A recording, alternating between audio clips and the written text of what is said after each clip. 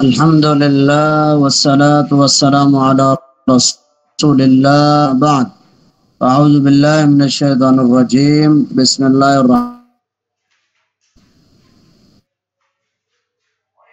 الرحيم. قیل لهم، اور جب، واو اور اذا جب، قیلا کہا جاتا ہے، لہم ان کے لیے، آمنو ایمان لے آؤ، کما جیسے یا جس طرح، آمنا ایمان لائے، الناسو لوگ، قالو وہ کہتے ہیں، آنؤمنو آ کیا، کل ہم نے پڑھا تھا سوالیہ آ، سوال کے لیے آ آتا ہے، آ کیا، نؤمنو ہم ایمان لے آئے، کما جس طرح، آمنا ایمان لائے، السفہاء بے وقوف، الا خبردار، سنو غور سے توجہ کے لیے، لفظ الا آتا ہے، یہ لفظ دو طرح سے استعمال ہوتا ہے، ایک الا استعمال ہوتا ہے اور ایک الا استعمال ہوتا ہے۔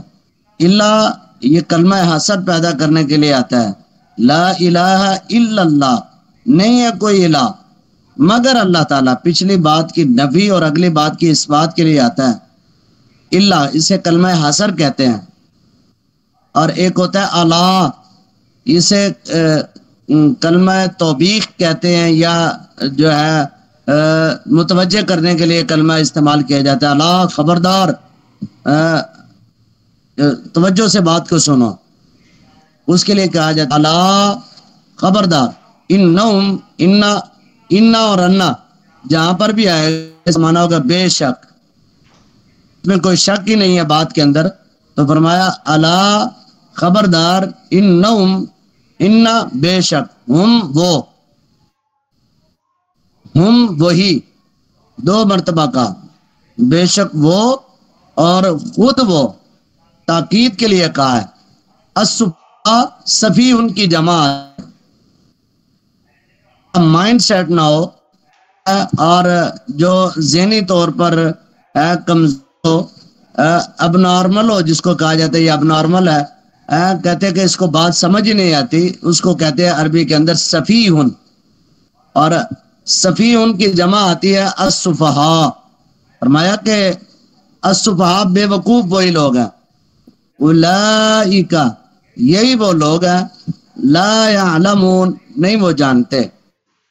اب اس آیت تبارک و تعالیٰ نے ذکر کیا وَلَٰكِن لَّا يَعْلَمُونَ، لیکن لا نہیں جانتے۔ اس آیت مبارکہ میں جو الناس ہے، یہ الناس سے مراد صحابہ کرام رضوان اللہ علیہ مجمعین ہے۔ اللہ تبارک و تعالیٰ فرماتے ہیں کہ جب ان سے کہا جاتا ہے کہ تم ایمان لاؤ ان صحابہ کی طرح کہ پیروکار اور یہ جان نثار، یہ جان نچھاور کرنے والے، یہ اپنے آل اولاد سے بھی زیادہ محبت کرنے والے، اپنے ماں باپ سے بھی بڑھ کر محبت کرنے والے، اپنی دنیا کی دولت سے بھی زیادہ بڑھ کر، اپنے والدین سے بھی بڑھ کر محبت کرنے والے، محمد رسول اللہ صلی اللہ علیہ وسلم سے محبت کرنے والے، اس طرح تم ایمان لے کر آؤ۔ یہ خالی خولی دعوے سے بات نہیں چلتی کبھی بھی کہ ہم زبان سے یہ دعوے کریں عشق رسول میں موت بھی قبول ہے، محبت رسول میں موت بھی قبول ہے، اور کہیں آؤ نماز پڑھیں، کہیں ابھی مصروف ہیں، کپڑے گندے ہیں، بعد میں نماز پڑھیں گے۔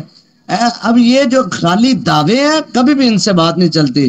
ہم عاشق رسول ہیں جی، ہم محب رسول ہیں جی، ہمیں بڑا اللہ کے رسول سے محبت ہے، ہمیں بڑی آپ کے ساتھ دلچسپی ہے، لیکن جب عمل کی بات آتی ہے تو پھر پیچھے ہٹ جاتے ہیں۔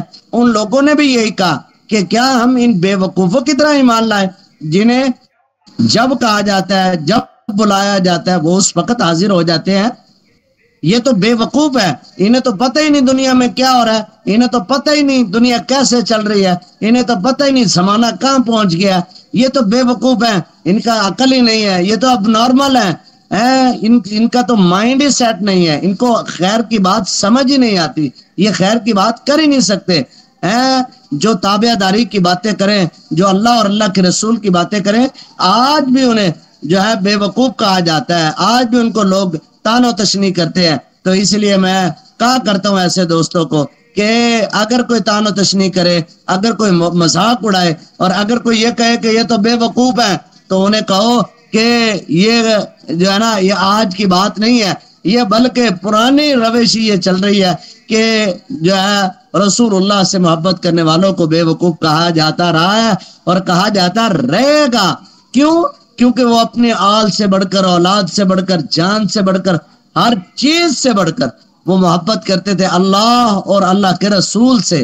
اس وجہ سے اب دیکھو کہ صحابہ کرام رضوان اللہ علیہ مجمعین نے اپنا سب کچھ اکٹھا لا کر کے اللہ کے نبی کے قدموں میں لا کر ڈھیر کر دیا، اور اسی طرح صحابیات نے اپنے گھروں سے، اپنے آل اولاد سے، اپنے بیوی بچوں سے بڑھ کر اللہ کے نبی سے محبت کی ہے۔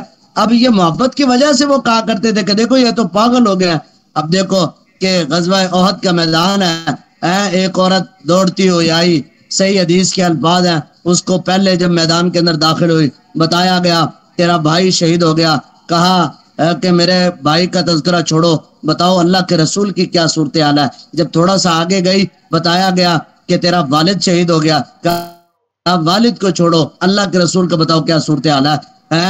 گئی بتایا کہ تیرا بیٹا شہید ہو گیا، کہا چھوڑو، بتاؤ اللہ کے رسول کی کیا صورتحال ہے۔ جب آگے گئی بتایا گیا تیرا ہو گیا۔ عورت کے 4 قریبی رشتہ دار ہوتے ہیں، بھائی بیٹا قریبی ہوتا ہے، باپ قریبی ہوتا ہے، خاوند قریبی ہوتا ہے، یہ 4 رشتے عورت کو مضبوط کرنے والے ہوتے ہیں، لیکن اس کے 4 رشتے ختم ہو گئے، لیکن اس کی زبان پر یہی کلمے ہیں کہ اللہ کے رسول کا بتاؤ کیا صورتحال ہے۔ جب اللہ کے رسول جناب محمد الرسول اللہ صلی اللہ علیہ وسلم سرور قلب سینہ، ہمارے دلوں کی محبت، ہمارے دلوں کا سکون و چین اور قرار، امام الانبیاء جناب محمد رسول اللہ صلی اللہ علیہ وسلم کو دیکھا تو وہ تاریخ کے الفاظ اس نے ادا کیے، آج تک وہ الفاظ نقش ہو کر رہ گئے۔ کیا کہنے لگے؟ کہا کل مصیبت بعدک کا جلالو، اللہ کے نبی باپ کا شہید ہو جانا بڑے جو ہے نا مرحلہ تھا، بیٹے کا شہید ہو جانا بڑا مرحلہ تھا، خاوند کا شہید ہو جانا بڑا مرحلہ تھا، بیوی بھائی کا شہید ہو جانا بڑا مرحلہ تھا، لیکن آپ کی زیارت کرنے کے بعد کل مصیبت بعدک جلالو، اللہ کے نبی آپ کو دیکھا، آپ کو دیکھنے کے بعد میں ساری مصیبتیں بھول گئی ہوں۔ اب یہ جب یہ بتایا جائے یہ واقعہ کسی کافر یہودی کو تو وہ کہے گا وہ تو بے وقوف تھی، اسے کیا پتا کہ باپ کے بغیر کیا زندگی ہوتی ہے، اسے کیا پتا بیٹے کے بغیر کیا زندگی ہوتی ہے۔ اس لیے ان لوگوں نے صحابہ کرام رضوان اللہ علیہ مجمعین کو بے وقوف کہا۔ اللہ تعالیٰ نے کہا او بے وقوف ہو، وہ بے وقوف نہیں بلکہ تم بے وقوف ہو جو اس عارضی زندگی کو ہمیشہ کی زندگی پر ترجیح دے کر بیٹھے ہو۔ تمہیں تو پتہ ہی نہیں کہ جنت کے اندر اللہ نے کیا انعامات تیار کر رکھے ہیں، تمہیں تو پتہ ہی نہیں اللہ نے جہنم کے کیا عذاب تیار کر رکھے، تمہیں تو پتہ ہی نہیں اللہ تعالیٰ کن چیزوں سے راضی ہوتے ہیں، تمہیں تو پتہ ہی نہیں اللہ کے رسول کی اطاعت کے کیا فائدے ہیں۔ آپ اندازہ لگاؤ، اللہ تبارک و تعالیٰ نے فوراً ان کا جواب یہی دیا، الا انہم ہم الصفہاء، الا انہم ہم الصفہاء، خبردار بے شک وہی، وہ خود ہی، کتنے تاکید کے ساتھ اللہ تعالیٰ فرماتے ہیں وہ خود ہی بے وقوف ہیں، اور ولکن لا یعلمون، ان کو نہیں پتا۔ اور فرمایا اللہ تعالیٰ فرماتے ہیں وَإِذَا لَقُوا آمَنُوا، جب وہ ملاقات کرتے ہیں الذین، ان لوگوں سے آمنوا جو ایمان لائے، قالوا ہیں آمنا، ہم ایمان لائے۔ جب مومنوں سے ملتے ہیں کہتے ہیں ہم تو بڑے ایمان والے ہیں، ہم تو دین کے لیے یہ قربانیاں دے دیں گے، ہم تو یہ کرنے تیار ہیں، ہم تو یہ کر سکتے ہیں، ہمارے ساتھ یہ ہو گیا، ہم یہ قربانیاں دے سکتے ہیں، ہم وہ قربانیاں دے سکتے ہیں۔ اب وہ ان باتوں پر آ جاتے ہیں کہ مومنوں سے ملتے ہیں مومنوں کی باتیں کرتے ہیں، کافروں سے ملتے ہیں کافروں کی باتیں کرتے ہیں۔ کیا کہتے ہیں؟ جب مومنوں سے ملتے ہیں کہتے ہیں ہم تو تمہارے ساتھ ایمان لے کے آئے ہیں، اور جب اپنے دوستوں سے اولیاء الشیطان سے ملتے ہیں تو پھر وہ انہی کے ساتھ مل کر یہ مذاق اڑاتے ہیں، اور جب خلو وہ علیحدگی اختیار کرتے الی شیاطینہم اپنے شیطانوں کی طرف، قالو وہ کہتے ہیں انا معکم ہم تو تمہارے ساتھ ہیں. وہ جو ہم مسلمانوں کے ساتھ کھڑے ہوئے تھے وہ تو ان کے ساتھ مذاق کر رہے تھے. انا معکم انا بے شک ہم معکم تمہارے ساتھ ہیں، انما صرف اور صرف نحن ہم مستہزئون مذاق تمسخر اڑاتے ہیں. یہ جو ہم ان کے ساتھ کھڑے ہوئے تھے اور جا کر انہیں اسلام کی باتیں پوچھ رہے تھے، رسول اللہ کی اطاعت کی باتیں پوچھ رہے تھے، ہم تو ان کا مذاق اڑا رہے تھے. ہم کون سا ان کا ساتھ دینے کے لیے تیار تھے؟ ہم کون سا ان کو آگے جو ہے نا ان کے ساتھ جائیں گے، جہاد کریں گے، قتال کریں گے، لڑائی کریں گے، کافروں کو ماریں گے. اور انہوں نے تو یہی کہا کہ ہم تمہارے ساتھ ہیں. تو میرے پیارے بھائیوں، آج بھی کتنے ایسے دوست ہوتے ہیں جب اسلام کی بات آتی ہے وہ بڑے ہلا شیری کے ساتھ کہہ رہے ہوتے ہیں ہم جی تمہارے ساتھ ہیں، ہم جی تمہارے ساتھ ہیں. اور جب باہر نکلتے ہیں مسجدوں سے، جب باہر نکلتے ہیں پروگراموں سے، کہتا دیکھا ہم نے اس کا کس طرح مذاق اڑایا، وہ بڑا یہ سمجھ رہا تھا کہ ہم ان کے ساتھ ہیں. حالانکہ وہ خود اپنا مذاق اڑا رہے ہیں، ان کو پتہ ہی نہیں کہ اللہ تبارک و تعالیٰ ان کے دلوں کے حال کی خبر رکھتے ہیں. اللہ تبارک و تعالیٰ ان کے دل میں ابھی خیال پیدا بھی نہیں ہوا. اللہ تعالیٰ کو ان کے جو ہے ان چیزوں کا علم ہے. اللہ کو معلوم ہے کہ کون کون تمسخر کے لیے مسلمان ہوتا ہے اور کون کون حقیقی مسلمان ہوتا ہے، یہ اللہ تعالیٰ کو معلوم ہے. اب اللہ تعالیٰ نے ان کا جواب دیا اللہ یستہزئ بہم، اللہ بھی ان سے مذاق کرتے ہیں. کیوں اللہ تبارک و تعالیٰ ان سے مذاق کرتے ہیں، تمسخر اڑاتے ہیں؟ حالانکہ اللہ تعالیٰ کے شیان شان نہیں ہے، لیکن کیونکہ ان کو جواب دینا تھا اور ان کی بات کا جواب انہی کے سوال سے اور انہی کی بات سے دینا تھا، اس لیے اللہ تبارک و تعالیٰ یہاں پر انہی کے لفظوں سے استعمال کر کے منہ پر تماچا دے کے مارا. تم مسلمانوں کا مذاق اڑاتے ہو، آج اللہ تبارک و تعالیٰ تمہارا مذاق اڑاتا ہے. کب تک مذاق اڑے گا؟ تم نے تو مذاق اڑایا تھا مسلمانوں کا چند دنوں، چند گھنٹوں کے لیے اور چند منٹوں کے لیے. ہم تمہارا مذاق اڑاتے ہیں، تمہاری حقیقت کو واضح کرتے ہیں. کب تک تمہارا مذاق اڑتا رہے گا؟ قیامت تک قرآن کی آیتوں کی تلاوت ہوتی رہے گی اور تمہیں جو ہے نیست و نابود کیا جاتا رہے گا اور تمہارے اوپر لعنتیں بھیجتے رہیں گے. اللہ یستہزئ استہزاء کرتا ہے، ان کا تمسخر اڑاتا ہے اللہ تبارک و تعالیٰ. حالانکہ اللہ کے شیان شان نہیں ہے یہ چیز، اللہ کے لیے یہ چیز ان کے شیان شان نہیں، یہ صرف اللہ تبارک و تعالیٰ ان کو جواب کے طور پر دے رہے ہیں. وَيَمُدُّهُمْ اور ان کو ڈھیل دیتا ہے، بڑھا دیتا ہے، فی طغیانہم ان کی سرکشی میں، یعمہون وہ بھٹکے پھرتے ہیں، حیران ہے. اللہ تبارک و تعالیٰ نے ان کو مالی وسعت عطا کر دی، اولاد عطا کر دی، عزتیں عطا کر دی ہیں، گاڑی بینک بیلنس دے دیا اور یہ سمجھتے ہیں کہ شاید ہمارے پاس دولت زیادہ آ گئی ہے، ہم تو امیر ترین لوگ ہو گئے، ہم تو اللہ کے مقربین لوگ ہو گئے. حالانکہ مال کا کثرت کے ساتھ آ جانا یہ اللہ کے قرب کی علامت نہیں ہے. اللہ تعالیٰ کے قرب کی علامات میں سے یہ علامت ہے کہ اللہ تبارک و تعالیٰ جس کو کار خیر کے کاموں میں آگے بڑھنے کی، چڑھنے کی، نکلنے کی توفیق عطا فرما دے. ہر خیر کا کام جس سے اللہ لے لے، ہر برائی کے کام سے جس کو اللہ بچا لے، یہ آدمی ہے جو سب سے بہتر ہے. باقی اس کے علاوہ جو ہے وہ خیر کے راستے پہ لوگ نہیں ہے. اس لیے اللہ تعالیٰ نے فرمایا کہ اللہ یستہزئ بہم، اللہ بھی ان کا جو ہے مذاق اڑاتا ہے. وَيَمُدُّهُمْ اور ان کو ڈھیل دیتا ہے، فی طغیانہم ان کی سرکشی میں، یعمہون حیران. اور فرمایا اولئک الذین ہی ہے وہ لوگ اشتروا جنہوں نے خرید لیا الضلالۃ کو بالہدى کے بدلے، فما ربحت نہیں فائدہ دیا، فما تجارتہم ان کی تجارت نے، وما اور نہ کانو تھے محتدین ہدایت یافتہ لوگوں میں سے، نہ ان کو ان کی تجارت نے فائدہ دیا، مال و دولت نے، ڈالر کرنسی نے، روپے پیسے نے فائدہ دیا، اور نہ ہی وہ ہدایت یافتہ تھے. اب وہ پیسے تو کماتے تھے، دنیا کا پیسہ دنیا کے لیے کماتے تھے، اور خوش نصیب ہیں وہ لوگ جو دنیا کا پیسہ آخرت کے لیے کماتے ہیں. فرمایا کہ فما ربحت تجارتہم، یہ وہ لوگ ہیں جنہوں نے دنیا کی زندگی کو آخرت کے بدلے بیچ دیا اور دنیا کی زندگی کو خرید لیا. اشتروا الضلالہ، ہدایت کے بدلے گمراہی کو، جنت کے بدلے جہنم کو، کے بدلے اللہ کی ناراضگی۔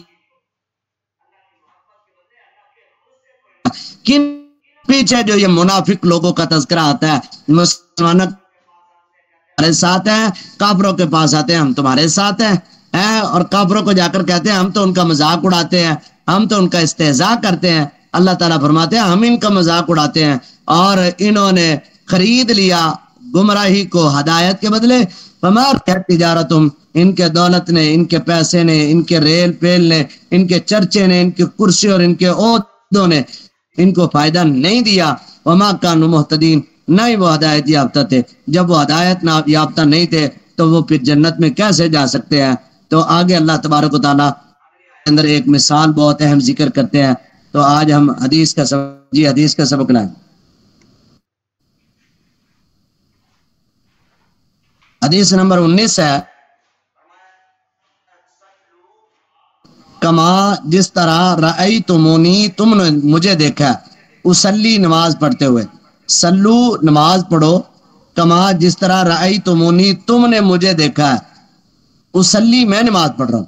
نماز کا طریقہ محمد مصطفیٰ صلی اللہ علیہ وسلم اور جو کائنات پر نازل ہوا ہے، اور آپ کا طریقہ ہی اصل نماز کا، جو نماز کا طریقہ آئمہ سے لیتے ہیں، پیروں سے لیتے ہیں، پیروکاروں سے لیتے ہیں، پہنچی سرکاروں سے لیتے ہیں، ماں باپ سے لیتے ہیں۔ وجدنا علیہ آباءنا، ہم نے تو اپنے آبا کو اس طرح نماز پڑھتے ہوئے دیکھا ہے، تو وہ ان کی نماز قابل قبول نہیں ہے۔ کیوں؟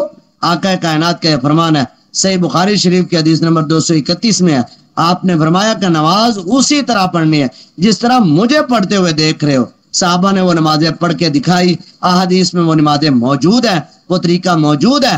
اگر آپ بھی چاہتے ہیں آپ وہ طریقے نماز کا اختیار کریں تو پھر احادیث کا مطالعہ کریں، اور احادیث کا مطالعہ کرنے سے آپ کو نماز محمدی ملے گی، آپ کو نماز محمدی پڑھنے کا طریقہ ملے گا، رکوع کرنے کا طریقہ ملے گا، سجدہ کرنے کا طریقہ ملے گا، قیام کرنے کا طریقہ ملے گا، اور جو ہے نماز کے اندر کیا کیا پڑھنا ہے وہ سارا آپ کو ادھر ملے گا جب آپ احادیث کا مطالعہ کریں گے۔ تو فرمایا سلو، نماز ایسے پڑھو، کما جس طرح رأیتمونی، تم نے مجھے پڑھتے ہوئے دیکھا ہے، اصلی میں پڑھ رہا ہوں جس طرح میں نماز پڑھ رہا ہوں۔ اگر تمہاری نسبت ہوگی تو نماز قابل قبول ہے، ورنہ نماز قابل قبول۔ اگر کسی اور کے طریقے سے نماز پڑھو گے، اپنی مرضی اپنے ذہن کے مطابق نماز پڑھو گے تو وہ نماز قبول کبھی بھی نہ ہوگی۔ اس لیے جو ہے حدیث نمبر 20 ہے، فرمایا جعلت قرۃ فی الصلاۃ، کہ نماز میرے مسند احمد کی روایت ہے، گویا کہ جو آدمی وہ رسول اللہ صلی اللہ علیہ وسلم کی آنکھوں کو ٹھنڈک پہنچا رہا ہوتا ہے۔ جو آدمی نماز نہیں پڑھتا، نماز کے لیے محنت نہیں کرتا، آسان ہو جائے، تکبیر ہو جائے، جماعت ہو، فکر نہ پیدا کرے، تو وہ گویا کہ نبی صلی اللہ علیہ وسلم کی آنکھوں کو تکلیف دیتا ہے۔ جو نبی کی آنکھوں کو تکلیف دیتا ہے وہ کبھی بھی جو ہے نہ دنیا میں اور کبھی کامیاب نہیں ہوتا۔ اول ما یحاسب به العبد الصلاۃ، بندے سے کل قیامت کے دن پہلا سوال الصلاۃ، نماز کا ہوگا۔ نماز درست ہے، سارے اعمال درست ہے۔ اگر نماز درست نہیں ہے کہ سارے اعمال خراب ہو جائیں گے۔ فرمایا کہ جو آدمی وبرہانا، جو آدمی نماز کی حفاظت کرتا ہے، فجر، ظہر، عصر، مغرب، عشاء کی نماز کرتا ہے، نماز کی حفاظت کرتا ہے، اس کی سنتوں کا خیال کرتا ہے، وضو کا خیال کرتا ہے، نماز کے فرائض کا خیال کرتا ہے، نورا و نجاتا و برہانا، اس کے لیے کل قیامت کے دن نور بھی ہوگا، نجات بھی ہوگی، کامیابی کی دلیلیں بھی موجود ہوں گی۔ اور جو آدمی جو ہے نماز کی حفاظت نہیں کرتا، من لم یحافظ علیہا، جس نے حفاظت نہ کی، لم تکن لہ نور ولا نجاتا ولا برہانا، نہ اس کے لیے نور ہوگا، نہ اس کے لیے نجات ہوگی، اور نہ ہی وہ کامیاب ہوگا، بلکہ وہ کان مع فرعون و حامان و شداد و ابی ابن خلف، ان لوگوں کا، بے نمازیوں کا حساب اللہ تعالیٰ فرعون کے ساتھ، حامان کے ساتھ، شداد کے ساتھ قارون اور ابی بن خلف کھڑا کر کے حساب کتاب لے لیے میرے پیارے بھائیوں نماز کی محافظت کا اہتمام کرو. آذان کے ہو جانے کے بعد پہلا کام نماز. اگر آپ نماز کے اندر مضبوط ہو جاتے ہیں فرمایا کہ ان الصلاۃ تنہی عن الفحشاء والمنکر. نماز ہے مسلمانوں کو انسانوں کو برائی کے کاموں سے بچاتی ہے اور اچھائی کے کاموں کی طرف لے کر جاتی ہے.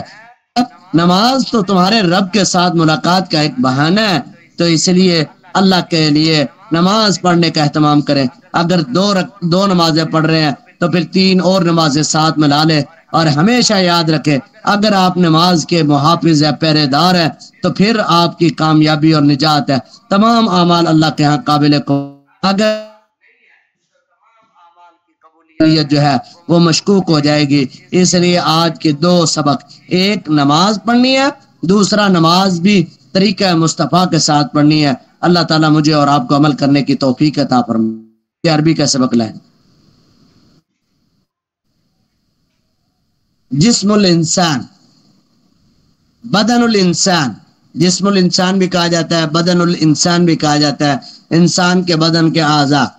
اذن کہتے ہیں کان کو، عین کہتے ہیں آنکھ کو، صدر کہتے ہیں سینے کو، اور فمن کہتے ہیں منہ کو، اور ذرا کہتے ہیں پوری بازو کو، لسان کہتے ہیں زبان، یدن کہتے ہیں ہاتھ کو، قدم کہتے ہیں پاؤں کو، رجل کہتے ہیں ٹانگ کو، ناک کو. یہ اعضاء ہیں. جب بھی آپ استعمال کریں تو اس میں اشارہ استعمال کریں. اس میں اشارہ جو ہے ہادہ یا ہادی، جو جسم کے اعضاء 2 ہیں اس کے لیے حاضی ہی استعمال ہوگا مؤنث کا. اور جو ایک اعضاء ہے جسم کا، ناک ایک ہے، اسی طرح سر ایک ہے، اسی طرح جو ہے سینہ ایک ہے. اور یہ جو جسم کے اعضاء ایک ہے یہ مذکر ہے. جو جسم کے اعضاء 2 ہیں جیسے آنکھیں 2 ہیں، کان 2 ہیں، بازو 2 ہیں، ٹھیک ہے، پاؤں 2 ہیں، یہ سارے اعضاء جو ہے یہ مؤنث استعمال ہوتے ہیں. اللہ تعالیٰ مجھے اور آپ کو عمل کرنے کی توفیق. جو کسی نے بھائی نے سوال پوچھنا تو پوچھ لیں.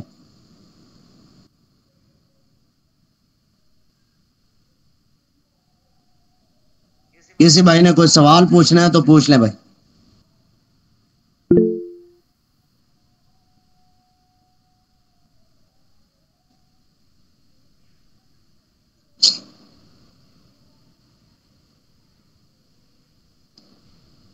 دینی حوالے سے کسی سوال کی آپ کو کوئی رہنمائی چاہیے، ترجمے کے اندر کوئی بات نہیں سمجھ آئی، کوئی حدیث کے اندر کوئی بات سمجھ نہیں آئی، یا کوئی بھی آپ معاشرتی حوالے سے کسی بھی حوالے سے کوئی سوال پوچھنا چاہتے ہیں تو آپ کو کھلی اجازت ہے. آپ ہمارے اس سیشن کے اندر جو ہے کھل کر سوال کیا کریں، اپنے اعتراضات پیش کیا کریں اور ان اعتراضات کا جواب لیا کریں.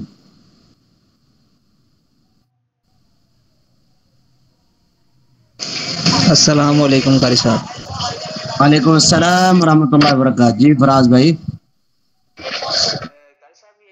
قاری صاحب حدیث ہے کہ حضور صلی اللہ علیہ وسلم اپنے پیدائش کے دن روزہ رکھا کرتے تھے. جی جی. بریلوی حضرات کہتے ہیں کہ اسے میلاد ثابت ہے، اس کے اوپر روشنی ڈالیں قاری صاحب. اچھا، روزہ رکھنے سے میلاد ثابت ہو گیا ہے؟ میلاد تو یہ جو ہے نا آپ دیکھیں نا اپنے آج گلی محلوں میں نکلیں دیکھیں کہ یہ میلاد میں کیا کیا جا رہا ہے. اگر یہ میلاد میں روزہ رکھتے تو پھر ہم تو کہتے کہ بھائی یار یہ تو واقعی یار آپ لوگ میلاد منا رہے ہیں، ٹھیک ہے. یہ کیا کر رہے ہیں؟ جھنڈے لگا رہے ہیں، شور و گل کر رہے ہیں، ٹھیک ہے، ڈانس کر رہے ہیں، شیطان نکال رہے ہیں، پتہ نہیں کیا کیا نہیں کر رہے. اب گویا کہ یہ روزہ یہ تھوڑی ہے. روزہ آدمی رکھنے سے آدمی کے اندر للہیت آتی ہے، اللہ کا خوف آتا ہے. آدمی جو ہے یہ چراغاں یہ ڈانس کرنا آدمی یہ نہیں روزے کے ساتھ اہتمام کرتا. تو اس لیے روزہ رکھنا یہ میلاد منانے کی ثبوت نہیں ہے.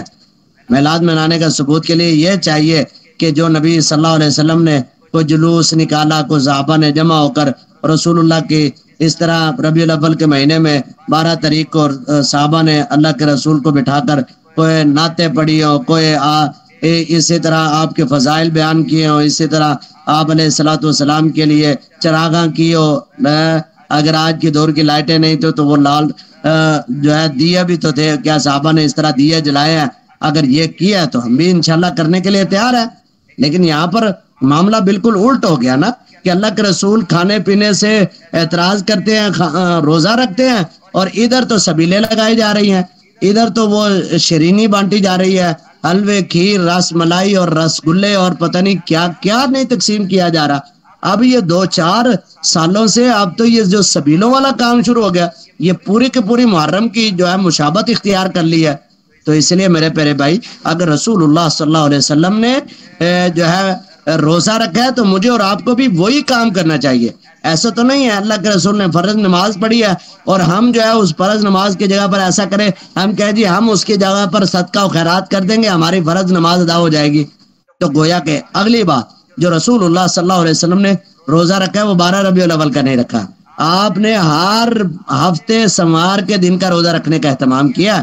تو وہ تعلق روزے کا دن کے ساتھ ہے، تاریخ مہینے کے ساتھ نہیں ہے. اگر وہ تاریخ مہینے کے ساتھ بھی ہوتا تو بھی بات سمجھ آتی.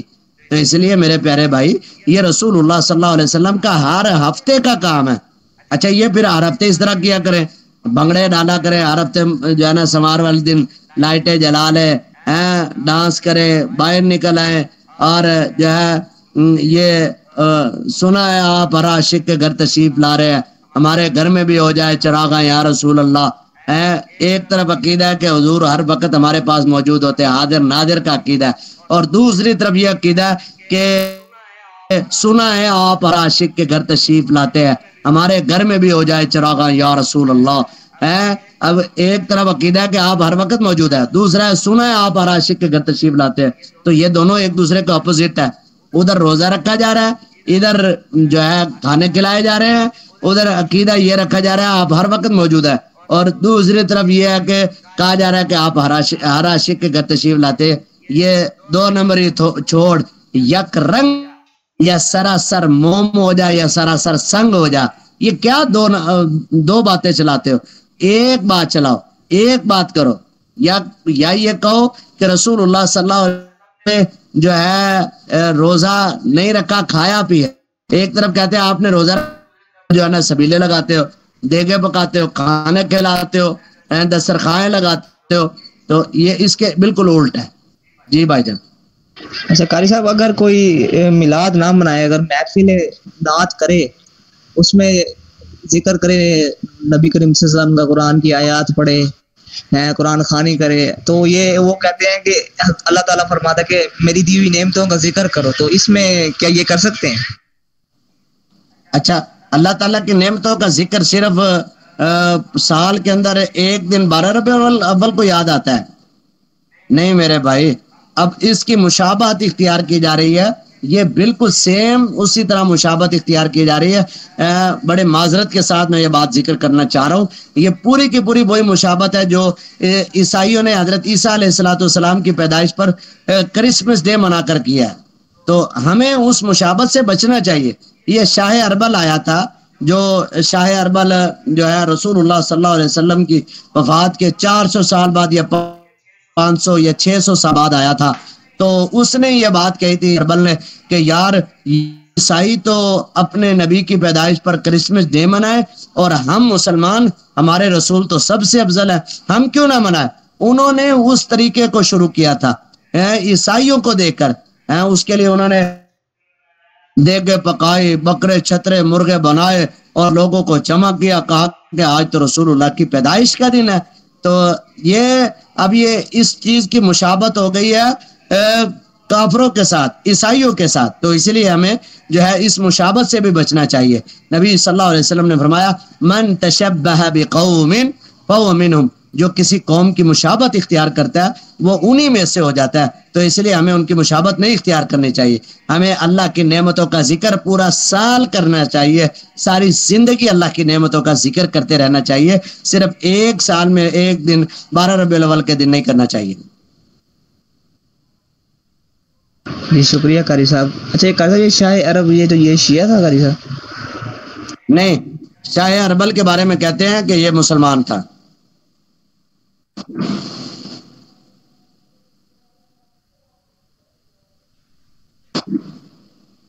جی بھائی جان، کوئی اور مامون بھائی اور یہ دوسرے ان میں سے کوئی بھی بھائی سوال کو پوچھنا چاہتے تو بتا دے، جلدی کریں۔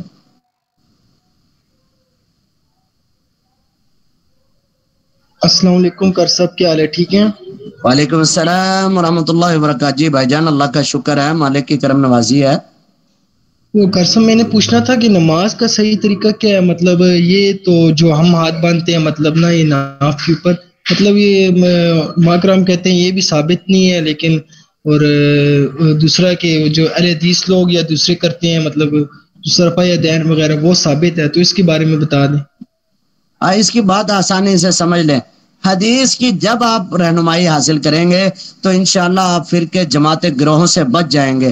وہ فلاں کیا کر رہا ہے، فلاں کیا کر رہا ہے، فلاں کیا کر رہا ہے، آپ انشاءاللہ جب حدیث کے تعلیم اور حدیث کو حاصل کرنا شروع کریں گے پھر آپ مسلمان ہو جائیں گے۔ مسلمان کا مطلب ہے کہ جس کے ہاتھ میں ایک ہاتھ میں قرآن اور دوسرے ہاتھ میں حدیث مصطفیٰ صلی اللہ علیہ وسلم، یہ مسلمان ہوتا ہے، مومن ہوتا ہے۔ اس لیے جو حدیث کے اندر ہاتھ باندھنے کا ذکر ہے، نبی صلی اللہ علیہ وسلم کے بارے میں آتا ہے، صحابی رسول وائل بن حجر فرماتے ہیں اللہ کے رسول بازو کو بازو کے اوپر ہاتھ رکھ کے جو ہے اپنے بازو کو بازو کے اوپر رکھتے تھے۔ یہ ایک حدیث کے الفاظ یہ موجود ہے کہ آپ بازو کو بازو کے اوپر رکھتے تھے، اور جب اس کو بازو کے اوپر رکھا جائے تو یہ سینے کے اوپر آ جاتا ہے، یہ ناپ پر جاتا ہی نہیں ہے۔ اس کو جب ہاتھ کو یہاں پر باندھا جائے تو پھر یہ چلا جاتا ہے۔ ویسے ہاتھ باندھنے کے 3 طریقے ہیں، ایک ہے بازو کو بازو کے اوپر رکھنا، ایک ہے یہ گٹ کو گٹ کے اوپر رکھنا، ہاتھ ہتھیلی اور گٹ کے درمیان میں اس طرح رکھنا۔ یہ چاروں طریقے نبی صلی اللہ علیہ وسلم میں ثابت ہے۔ اور ایک حدیث کے اندر یہ الفاظ موجود ہے علی صدری، آپ اپنے سینے کے اوپر ہاتھ باندھتے تھے۔ یہ کسی مسلک کی کوئی دعوت نہیں ہے، یہ کسی مذہب کی کوئی دعوت نہیں، یہ اسلام کی اور قرآن اور حدیث کی دعوت ہے کہ آپ اپنے پورے ہاتھ کو بازو کے اوپر رکھتے اور اپنے سینے کے اوپر باندھتے تھے۔ اور دوسرا جو رفع الیدین کرنا ہے، یہ صحیح بخاری کے اندر جو ہے امام بخاری رحمہ اللہ تعالیٰ نے کتاب کا آغاز کیا، کتاب بدء الصلاۃ، داؤد رازی رحمہ اللہ تعالیٰ کی تشریح ہے، پہلی جلد ہے، صفحہ نمبر 668 کے اوپر کتاب بدء الصلاۃ، نماز کے آغاز کے اندر ہی جو ہے امام بخاری نے جو ہے 5-6 روایات کٹھی ذکر کی ہے جس کے اندر رفع الیدین کا ذکر ہے۔ اور اس کے اندر امام بخاری رحمہ اللہ نے عبداللہ بن عمر سے 5-6 روایات کٹھی ذکر کی ہیں۔ اچھا آپ کو بڑے لطیفے کی بات بتاؤں کہ لطیفے کی بات یہ ہے کہ جو ہر نماز کے آغاز میں جو رفع الیدین کرنا ہے یہ ہر مسلک کے نزدیک اور ہر ایک کے نزدیک درست ہے۔ اور بڑی بات یہ ہے کہ یہی جہاں پر آغاز کے اندر رفع الیدین کرنا ہے، یہی دلیل رفع الیدین کرنے کی رکوع سے پہلے کی رکوع کے بعد کی ہے۔ اس حدیث کے راوی بھی عبداللہ ابن عمر ہے، اس حدیث کے راوی بھی عبداللہ ابن عمر ہے۔ 4 جگہ پر رفع الیدین کا ذکر ہے صحیح بخاری شریف کے اندر۔ ایک ہے نماز کے آغاز میں، دوسرا ہے رکوع جانے سے پہلے، تیسرا ہے رکوع سے اٹھنے کے بعد، چوتھا ہے 2 رکعتیں پڑھنے کے بعد جب کھڑے ہوتے ہیں پھر رفع الیدین کرتے ہیں۔ یہ آپ جب کتاب بدء الصلاۃ جو ترجمے والی بخاری شریف ہے اس کے صفحہ نمبر 668 سے دیکھیں گے تو آپ کو وہاں پر 5-6 روایات کٹھی نظر آئیں گی جس میں یہ چاروں عبداللہ ابن عمر رضی اللہ تعالیٰ عنہ اپنے والد عمر ابن خطاب رضی اللہ تعالیٰ عنہ سے روایت کرتے ہیں کہ آپ نے اس جگہ پر رفع الیدین کیا۔ تو اس لیے نماز کا طریقہ جب حدیث سے لیں گے جو آپ نے فرمایا صلو کما رأیتمونی اصلی، نماز اس طرح پڑھنی ہے جس طرح مجھے پڑھتے ہوئے دیکھ رہے ہو، تو پھر آپ کی اور میری نماز درست ہو جائے گی، اللہ کے ہاں قابل قبولیت کا درجہ رکھے گی۔ جی بھائی جان جی شکریہ کر صاحب، بہت بہت شکریہ۔ اللہ آپ کو برکت دے، اللہ خوش رکھے آباد رکھے۔ قاری صاحب جی فراز بھائی، یہ جو بخاری میں بدنی مسلم میں ایک حدیث ہے کہ عبداللہ بن عمر جو 1 مٹھی داڑھی رکھتے تھے، تو اس سے کچھ لوگ اس دلال لیتے ہیں کہ ہمیں 1 مٹھی داڑھی رکھنی چاہیے، اس کے بارے میں روشنی ڈال لے قاری صاحب۔ نبی صلی اللہ علیہ وسلم کی، اچھا میں آپ کو بات صحیح بتا رہا ہوں، سیدھی بتا رہا ہوں، اس کو یاد رکھ لے، آپ کی داڑھی قدرتی اللہ کی طرف سے اتنی تھی کہ وہ 1 مٹھ سے کچھ تھوڑی سی بڑی تھی، قدرتی تھی، تو اس کے اوپر ہم نے یہ اخذ کر لیا۔ آپ نے ساری زندگی داڑھی کو نہیں کٹوایا۔ آپ کے 5 طرح کے الفاظ موجود ہے داڑھی کے، وافرہا وفر اللہا وصف اللہا اوف اللہا لوہا، داڑھیوں کو لمبا کرو، داڑھیوں کو لٹکاؤ، داڑھیوں کو معاف کرو، داڑھیوں کو خوبصورت کرو، تو یہ ساری الفاظ موجود ہے کہ آپ نے داڑھی کو نہیں کٹوایا۔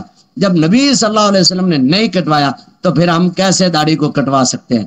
ایک صحابی عبداللہ ابن عمر رضی اللہ تعالیٰ عنہ تھے جو رسول اللہ صلی اللہ علیہ وسلم کی داڑھی کی طرح وہ اپنی داڑھی کو حج کے موقع پر جو ہے ایک مٹھ کے برابر پکڑے کاٹ دیتے، باقی آگے پیچھے نہیں کاٹتے تھے۔ وہ کہتے تھے کہ یہ سر کے بال اور یہ والے بال ایک ہی ہیں۔ ان کا اجتہاد تھا، مجتہد جو ہے درست بھی ہو سکتا ہے، مجتہد جو ہے خطا پر بھی ہو سکتا ہے، لیکن کیونکہ صحابی ہے ہم ادھر جو ہے صحابی کو خطا پر نہیں کہہ سکتے، لیکن کیونکہ واضح الفاظ نبی صلی اللہ علیہ وسلم کے موجود ہے، یا آپ نے ساری زندگی داڑھی کو کٹوایا ہو یا داڑھی کے اوپر جو ہے کینچی لگوائی ہو، یہ بالکل بھی ثابت نہیں ہے کہ آپ نے داڑھی کو کٹوایا۔ جی اچھا قاری صاحب، یہ میرا ایک سوال ہے، وہ شیعہ کا اعتراض ہے، شیعوں کا اعتراض ہے، وہ نا مجھے بھی سمجھ نہیں آیا اس کا۔ تو وہ کہتے ہیں کہ نبی کریم صلی اللہ علیہ وسلم نے فرمایا، یہ حدیث بھی ہے کہ میرے صحابہ میں سے 12 منافقین ہوں گے، تو وہ اس سے یہ استدلال لیتے ہیں کہ ہمیں صحابہ سے روایت نہیں لینی چاہیے۔ وہ کہتے ہیں کہ نبی کریم نے فرمایا کہ میں تمہارے درمیان 2 چیزیں چھوڑ کے جا رہا ہوں، قرآن اور اہل بیت۔ وہ کہتے ہیں کہ صرف قرآن اور اہل بیت سے دین لینا چاہیے۔ وہ کہتے ہیں صحابہ کے لیے تو رسول صلی اللہ علیہ وسلم نے فرمایا کہ میرے صحابہ میں سے کچھ 12 منافقین ہوں گے، تو اس کی مجھے سمجھائیں قاری صاحب۔ اچھا، انہیں کہیں کہ جو اللہ کے نبی نے کہا ہے یہ آپ ہمیں صحیح الفاظ کے ساتھ پہلے ثابت کریں کہ آپ نے صحیح الفاظ کے ساتھ یہ کہا کہ میرے صحابہ میں سے 12 منافقین ہوں گے۔ یہ دونوں اپوزٹ ہے، یا صحابی یا منافق ہے۔ یہ ایسا نہیں ہوتا کہ آدھا تیتر آدھا بٹیر، کبھی بھی نہیں ملتا۔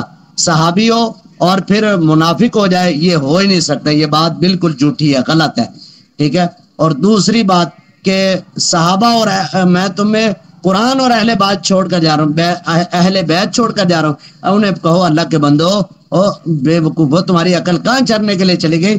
ہم اہل بیت کو بھی صحابہ سمجھتے ہیں۔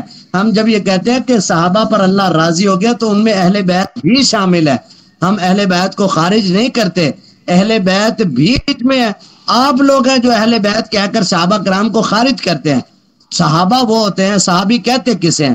من رعا رسول اللہ صلی اللہ علیہ وسلم فی حالت الحیمان ومات علیہ، جس نے رسول اللہ صلی اللہ علیہ وسلم کی زیارت کی ہو حالت ایمان میں اور اسی حالت میں اس کی وفات ہوئی ہو، تو یہ تمام صحابہ اہل بیت جو ہے وہ شامل ہی ہیں۔ جب صحابہ کہا جائے گا تو اہل بیت اس میں شامل ہی ہوتے ہیں۔ آپ لوگ نکال دیتے ہیں، جب صحابہ کہتے ہیں اہل بیت کہتے ہیں تو صحابہ کو نکال دیتے ہیں۔ ہمارے نزدیک نبی صلی اللہ علیہ وسلم کے آل بیت میں عائشہ رضی اللہ تعالی عنہا بھی شامل ہے، خدیجہ رضی اللہ تعالی عنہا بھی شامل ہے، ام سلمہ رضی اللہ تعالی عنہا بھی شامل ہے، اور اسی طرح نبی علیہ الصلوۃ والسلام کی اور ازواج مطہرات زینب بنت جہش رضی اللہ تعالی عنہا بھی شامل ہے۔ آپ کے جو ہے تمام داماد وہ بھی اہل بیت میں شامل ہے۔ یہ تمہاری زیادتی ہے کہ اہل بیت میں رسول اللہ صلی اللہ علیہ وسلم کے ساتھ فاطمہ رضی اللہ تعالیٰ عنہ اور حضرت علی رضی اللہ تعالیٰ عنہ اور ان کے بیٹے حسن و حسین رضی اللہ تعالیٰ عنہ کو شامل کرنے کے بعد تم کہتے ہو 5 تن پاک ہے، اور باقی جو ہے سارے نعوذ باللہ نعوذ باللہ نعوذ باللہ سارے مرتد ہو گئے ہیں۔ اچھا، رسول اللہ کے خاندان والے، آپ کی بیویاں، آپ کے ساتھ جنہوں نے آپ کے ساتھ صحبت اختیار کی، آپ کہتے ہو یہ سارے نعوذ باللہ دار اسلام سے خارج ہو گئے تھے۔ یہ بات بالکل غلط ہے، اس کے اوپر کوئی جو ہے پروف نہیں ہے۔ اللہ تبارک و تعالی نے قرآن مجید میں کئی مقامات پر صحابہ کے جو ہے نا رضوان اللہ علیہ مجمعین رضی اللہ عنہم کے اللہ نے جو ہے درجے عطا فرمایا۔ تو اسی لیے جب ہم صحابہ کہتے ہیں تو صحابہ میں اہل بیت شامل ہوتے ہیں۔ جی بھائی جان، مجلس کفارہ کی دعا پڑھتے ہیں۔ سبحانک اللہم و بحمدک، اشہد ان لا الہ الا انت، استغفرک و اتوب الیک۔ السلام علیکم۔